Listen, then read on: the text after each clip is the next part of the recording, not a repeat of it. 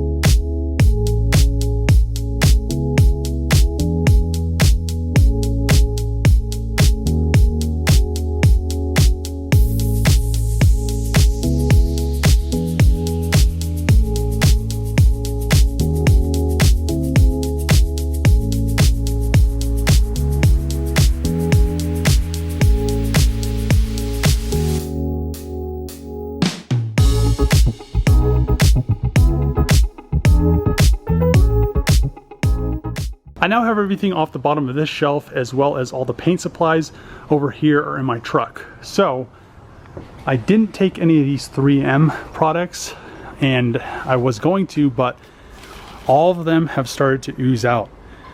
The only products that have started to do that are the 3M panel bond and the seam sealer. I'm not exactly sure why, and usually it doesn't get that hot in here or that cold. Shouldn't have happened, but I'll just end up throwing these away. That's a lot of money right there, throwing all those away. But this shelf with all the parts are cleared out. I need to take the parts for the 240 coupe right there down, and then I could pull this whole shelf down, which will be really nice. And then I could pull this whole shelf down once I get the 3000 GT. I have an active arrow spoiler, as well as a couple front bumpers, FD headlights, bunch of 3000 GT parts for the purple 3000 GT right there. And we'll get this rack and this rack pulled down at the same time.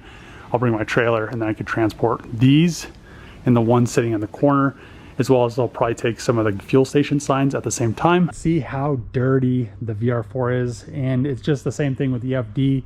There was a bunch of wind and it just blew a bunch of dirt and dust in here, which is pretty unfortunate because we've been having like 180 mile an hour, not 180, but wind, and it's just been really just destroying a bunch of stuff. So my truck got hit by it, and it's just like most of it's just completely matte. So I just need to, I need to deal with that, but I've been busy. So let's throw that lithium battery in the trunk and then start her up, pull her out, and I'm probably just going to spray her off, hose her off, and not do like a full wash on it. But I want to also move some of this stuff kind of further over this way, because I'm going to put her somewhere right here just so there's more room. So they're going to cover this over here with metal, and they didn't even tell me they were doing that in the first place. So I would have moved this over before that. So luckily enough, they were kind of careful, I think. And I haven't washed it, but I don't see any things in the dirt, which is good. I mean, there's like a kind of like a clean spot right there. I don't know. Hopefully there isn't any dents.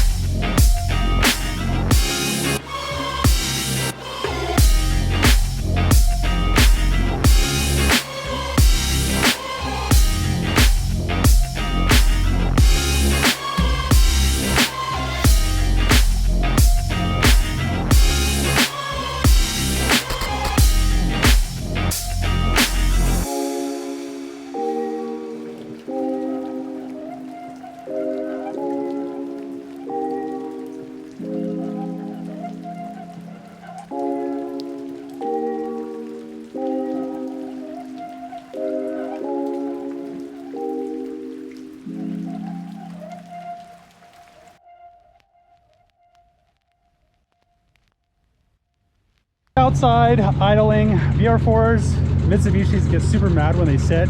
The lifters tend to bleed dry, so you might think it has a rot knock, but it's just a lifter tick. It'll go away when we drive it.